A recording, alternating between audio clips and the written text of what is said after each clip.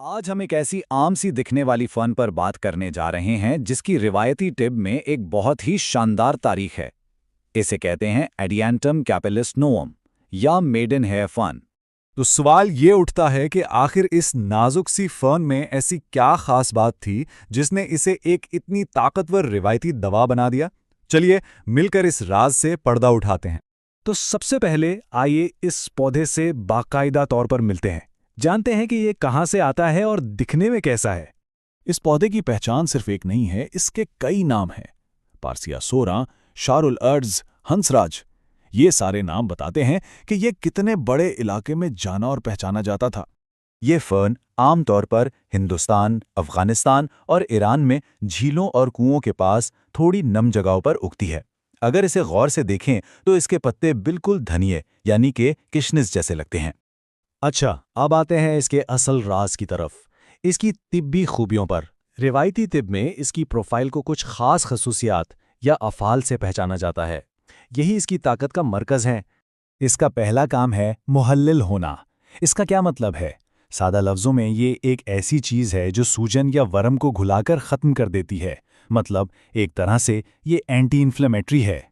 इसकी दूसरी खासियत है मुलत्तिफ, यानी ये जिस्म के उन हिस्सों को सुकून देती है जहां जलन या खराश हो और उनकी हिफाजत करती है।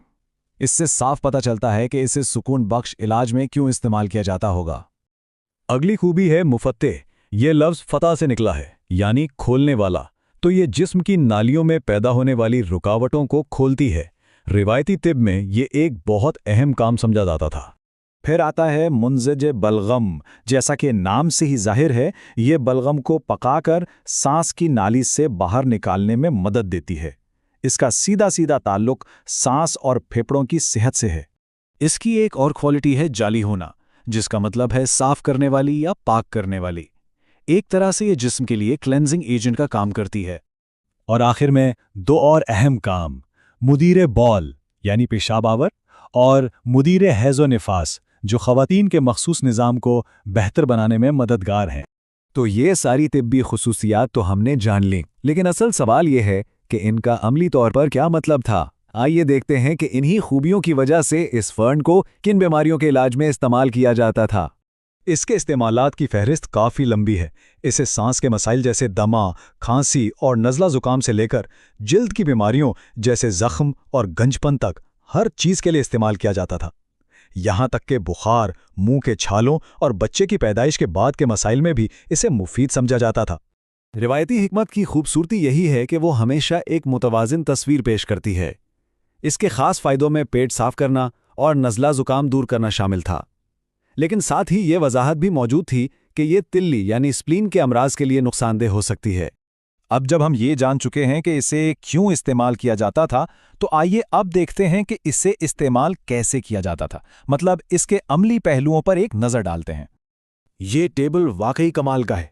ये बताता है कि रिवायती तिब में इसके मुज़र असरात से कैसे निपटा जाता था। अगर ये तिल्ली के लिए नुकसानदेह थी तो इसके असर को ठीक करने के लिए मस्तैगी को बतौर मुस्लेह इस्तेमाल करते, और अगर वो ना मिलती तो बनफशा इसके बदल के तौर पर मौजूद था। कितना ज़बरदस्त सिस्टम है। और बात यहीं ख़त्म नहीं होती, इसके मिक़दार भी बहुत वाज़े तौर पर बताई गई थी। आमतौर पर 5 से 7 माशा की खुराक दी जाती थी। ये इस इल्म की बारीक बीनी को जाहिर करता है।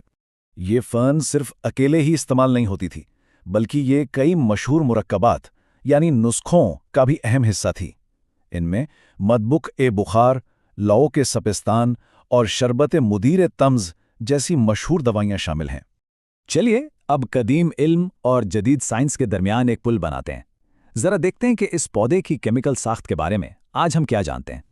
साइंटिफिक तज्ज़िये से पता चलता है कि इसमें फ्लेवोनॉइड्स, टर्पेनॉइड्स और फेनोलिक एसिड्स जैसे कई केमिकल अज्जा मौजूद हैं। लेकिन सबसे दिलचस्प बात यह है कि इसमें ब्रोंकियल रिलैक्सेंट्स पाए गए हैं, यानी ऐसे अज्जा जो सांस की नालियों को सुकून देते हैं। और ये दरियाफ्त बिल्कुल वही है जो रिवायती तिब कहती थी कि ये खांसी और दमे के लिए मुफीद है। और ये चीज़ हमें एक बहुत बड़े सवाल पर लाकर खड़ा कर देती है। ऐसे और कितने कदीम नुस्खे हैं जिनमें वो राज छुपे हैं जिन्हें आज की जदीद साइंस अभी समझना शुरू कर रही है।